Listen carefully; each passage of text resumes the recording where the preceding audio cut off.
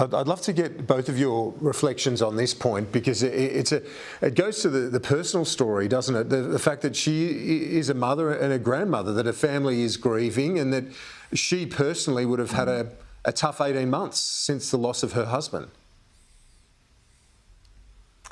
That would have been like so devastating for her. The company of her husband over such a long period of time, and supporting her all through her life of commitments, and what she had to do every single day and face every single day. And you know, her family clearly love her, and you know, they'd be absolutely devastated. And I really do feel for all of their family. It's very hard losing a parent, let alone you know, the Queen of England. So. And so, in that spare of thought for King Charles III, I mean, when we heard him speak at the Jubilee celebrations, and I think we referred to her as Mummy, and that showed an affection in the relationship which was quite touching. And I do really feel for King Charles at the moment. Here he is stepping into this great moment of history in his own life and in the world's history, but he's dealing with the grieving process of his mummy, and that must be very hard for him. So I think as a country we should be sparing a thought and prayer for King Charles III and the whole family, Prince William. This is a great loss to their family, an earthquaking loss, I think, to them, and we're all with you. We're all with you. Absolutely. Yeah, well, it's a huge act to follow. I mean, that's for sure. The longest-serving monarch in British history, and he's had a long time to wait, Scott Morrison, hasn't he? Well, he has, and Jenny, I have met then Prince Charles, now King Charles, on a number of occasions as well, and I've always found him to be totally engaging.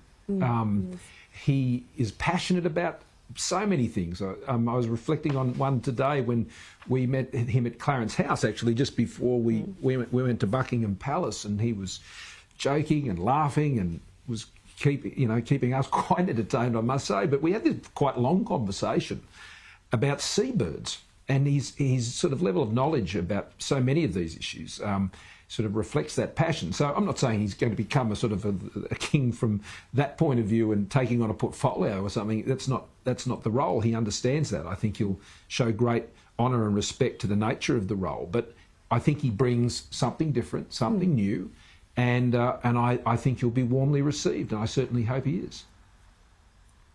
And I understand from speaking to Mr. Howard, John Howard, earlier in the day, that he gave you a bit of advice on what to give Her Majesty as a gift on one occasion?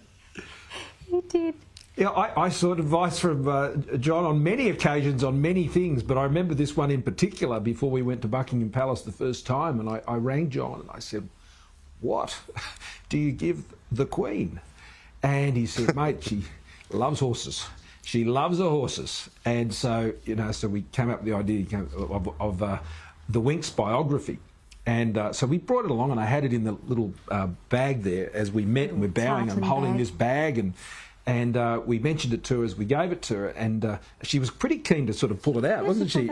She pulls it out through the pages like a schoolgirl. She's flicking through and looking at the photos, and she knew all about Winx. She did. She knew all about it, and what I loved about that was when you were sort of talking about an area of particular passion of hers, she lit up. She just really lit up. And someone else was saying to me today that you looked at her when she'd be at the races and things like that. She couldn't hold back when one of her favourites was doing well, and she would get quite excited. And I think that just showed, just like anybody else, you have your passions. I'll be cheering tomorrow night for my Sharks. She'd be cheering for horses. There's a connection there which was very human. She had a real humanity, I think, to her. What I described today as a regal humility, which is hard to get the balance of that, Kieran. She was always, wasn't she, Jen? When you met with her, she was always the Queen. It's not like she sort of pretended to be, she's not the Queen, we're just sitting down, I'm just someone regular folk. No, you knew she was the Queen, but she was able to transcend that and engage in a very humble way. I suppose that's what 70 years of experience enables you to achieve, but I suspect it was a lot more innate than that. And she had a good sense of humour. Oh, It was funny. So she had the smile on the face with the book. She was quite delighted. She was smiling and laughing. We joked that Winks was so good she could have written an autobiography. Fantastic. I love it. Well, but just finally, before we go, so when we reflect on the longevity of the reign of Her Majesty, did you at any moment sort of pinch yourself and think, how did you end up here off the back of, if you look back to the first Prime Ministers, Churchill and Menzies, the first Prime Ministers of her reign, and then was that ever a moment where you sort of thought, pinch yourself? Oh, yeah. Yeah, absolutely. That's why it was the single most extraordinary event of my political and public life. Certainly, it was a great honour, and many others, presidents and others. But this was something quite unique because of her just longevity and stature. You were very conscious of the fact that where you were sitting, Prime Ministers past had from countries all around the world, but particularly the greats of Churchill and Menzies and so many others, and indeed Howard. And she had been, sort of taking counsel with them all, reflecting back to them, I am quite sure, her own very private views within the sanctity of that dialogue between a Prime Minister and their sovereign. And I appreciated that. It wasn't just the formal meetings that we had. The second one, which was quite a thrill, unfortunately Jenny wasn't there for that one, when I went to Windsor Castle, a place that she really loved. And this was, just, as the UK was just coming out of that phase of the pandemic in the summer of last year. And so she hadn't had any visitors for a very, very long time to Windsor Castle. President Biden had been there the day before with the First Lady, and they'd had tea. So she was up for a good chat. She had a visitor coming, and we had a good chat. It was about, I can't remember how long it was. It felt, I think it was about 40 minutes. And that was a great thrill. I get asked, though, Kieran, a lot since, the end came for us. Yeah. Who was the most favourite person you ever met while your husband was in that role?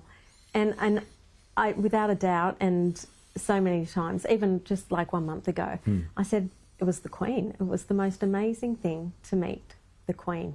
She's such a remarkable person, and to have met her with all her wealth of knowledge, her loyalty, her dependability, her just everything about her. She is an incredible person, an amazing person, and will be remembered that way, and I'm just so grateful that I got to meet her. It was a very humbling experience. Yeah. It was a very special thing to be able to do together too. With the journey we've been on, that was one thing that I think we can share forever, Kieran, and we're very grateful to have had that opportunity. Yep, I can only imagine what an extraordinary woman and leader, and as Jenny rightly said, that sense of duty, just phenomenal. Thank you both. I very much appreciate your time and your personal reflections, Jenny and Scott Morrison. Thank you. Thank you. Thank you very much, Thank you, Kieran. Kieran. Good to be with you, mate.